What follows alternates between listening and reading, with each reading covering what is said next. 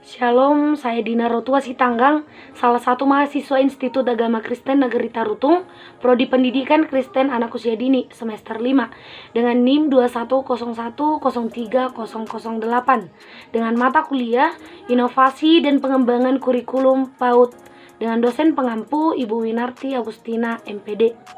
Pada kesempatan kali ini, saya akan meresum kembali pemaparan materi minggu lalu mengenai kerangka pembelajaran paradigma baru.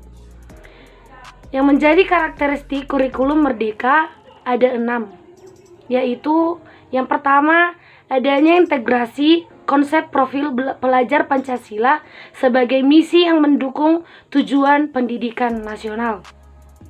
Yang kedua, pada struktur kurikulum terjadi perubahan jam belajar dari minimal 900 menit per minggu menjadi minimal 1050 menit per minggu.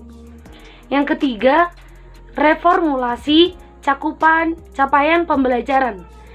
Ada 3 capaian pembelajaran yang ditetapkan pemerintah. Yang pertama, capaian pembelajaran nilai agama dan budi pekerti. Yang kedua, capaian pembelajaran jati diri. Yang ketiga, dasar-dasar literasi dan STEAM. Yang keempat, fokus pembelajaran dalam kurikulum ini ada di akhir periode PAUD atau TKB atau peserta didik usia 5 sampai dengan 6 tahun. Yang kelima, adanya konsep kurikulum operasional sekolah. Dan yang terakhir, yang keenam, yaitu dirumuskannya konsep prinsip pembelajaran dan asesmen pada pembelajaran dengan paradigma baru ini. Di sini saya akan menyampaikan masing-masing contoh dari ketiga capaian pembelajaran yang ditetapkan oleh pemerintah. Yang pertama, contoh tujuan pembelajaran dalam capaian pembelajaran nilai agama dan budi pekerti. Anak mengenali dan mempraktikkan nilai dan kewajiban ajaran agamanya. Anak mengamalkan nilai-nilai ajaran agamanya dalam interaksi dengan sesama dan alam, atau dapat dikatakan tumbuhan, hewan, lingkungan hidup. Anak mengenal keberagaman dan menunjukkan sikap menghargai agama dan kepercayaan orang lain.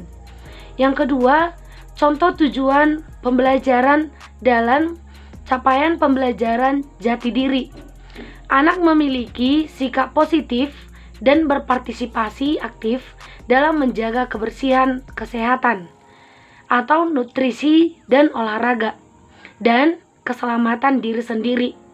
Anak dapat mengenali, mengelola, mengekspresikan emosi diri, serta membangun hubungan sosial secara sehat.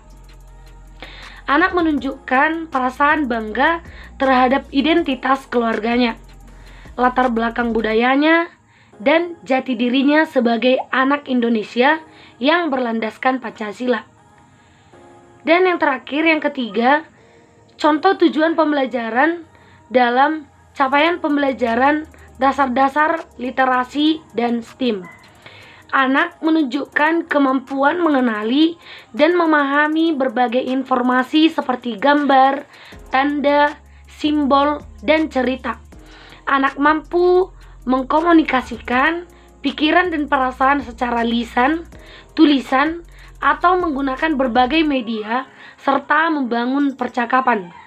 Anak menunjukkan minat dan berpartisipasi dalam kegiatan pra-membaca. Anak menunjukkan rasa ingin tahu melalui observasi, eksplorasi, dan eksperimen. Anak pun mengenal, mengembangkan sikap peduli dan tanggung jawab dalam pemeliharaan alam, lingkungan fisik, dan juga sosial. Anak juga menunjukkan kemampuan awal menggunakan dan merancang teknologi secara aman dan bertanggung jawab. Anak juga mampu menunjukkan kemampuan dasar berpikir kritis, kreatif, dan kolaboratif. Anak dapat mengenali dan melihat hubungan antar pola, simbol, dan data, serta dapat menggunakannya untuk memecahkan masalah di dalam kehidupan sehari-harinya. Anak mengeksplorasi berbagai proses seni, mengekspresikan serta mengapresiasi karya seni. Selanjutnya, saya akan menyampaikan prinsip pembelajaran pada PAUD. Yang pertama, pembelajaran dirancang dengan mempertimbangkan tahap perkembangan dan tingkat pencapaian peserta didik saat ini, sesuai kebutuhan belajar, serta mencerminkan karakteristik dan perkembangan yang beragam, sehingga pembelajaran menjadi bermakna dan menyenangkan. Yang kedua, pembelajaran dirancang dan dilaksanakan untuk membangun kapasitas untuk menjadi pembelajaran sepanjang hayat. Yang ketiga, proses pembelajaran mendukung perkembangan anak. Yang keempat, pembelajaran yang relevan, yaitu pembelajaran yang dirancang sesuai konteks, lingkungan, dan budaya peserta didik, serta melibatkan orang tua dan masyarakat sebagai mitra. Yang kelima, pembelajaran berorientasi pada masa depan yang berkelanjutan. Di sini saya akan menyampaikan prinsip-prinsip asesmen. Yang pertama, asesmen merupakan bagian terpadu dari proses pembelajaran, memfasilitasi pembelajaran, dan menyediakan informasi yang holistik sebagai umpan balik untuk guru, peserta didik, dan orang tua, agar dapat memandu mereka dalam menemukan strategi pembelajaran selanjutnya. Dan yang kedua, asesmen dirancang dan dilakukan sesuai dengan fungsi asesmen dengan keleluasaan, agar dapat menentukan teknik dan waktu pelaksanaan asesmen sehingga tujuan pembelajaran menjadi efektif. Yang ketiga, asesmen dirancang secara adil, proporsional, valid, dan dapat dipercaya atau reliable untuk menjelaskan kemajuan belajar dan menentukan keputusan tentang langkah selanjutnya. Yang keempat, laporan kemajuan belajar dan pencapaian peserta didik bersifat sederhana dan informatif, memberikan informasi yang bermanfaat tentang karakter dan kompetensi yang dicapai, serta strategi tindak lanjutnya. Yang kelima, hasil asesmen digunakan oleh peserta didik, pendidik, tenaga kependidikan, dan orang tua sebagai bahan refleksi untuk meningkatkan mutu pembelajaran. Baik, selanjutnya saya akan menyampaikan profil pelajar Pancasila. Profil pelajar Pancasila adalah jawaban untuk pertanyaan seperti apa karakteristik pelajar Indonesia. Jawaban dari pertanyaan tersebut terangkum dalam satu kalimat, yaitu pelajar Indonesia merupakan pelajar sepanjang hayat yang kompeten, berkarakter, dan berperilaku sesuai nilai-nilai Pancasila.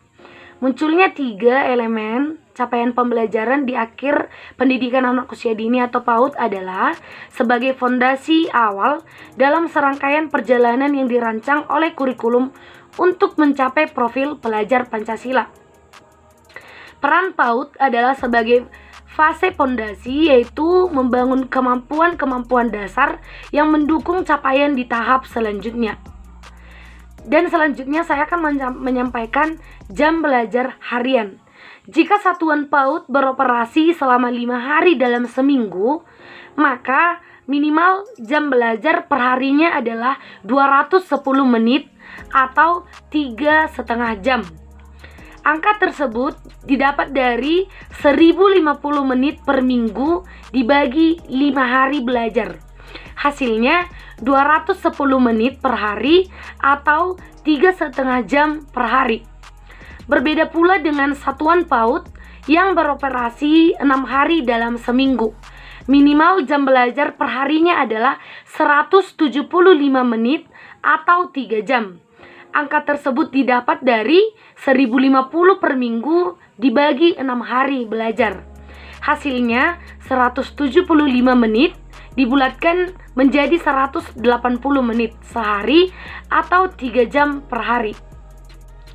Baiklah, cukup sekian yang saya dapat sampaikan hasil dari resumen saya mengenai pemaparan materi minggu lalu.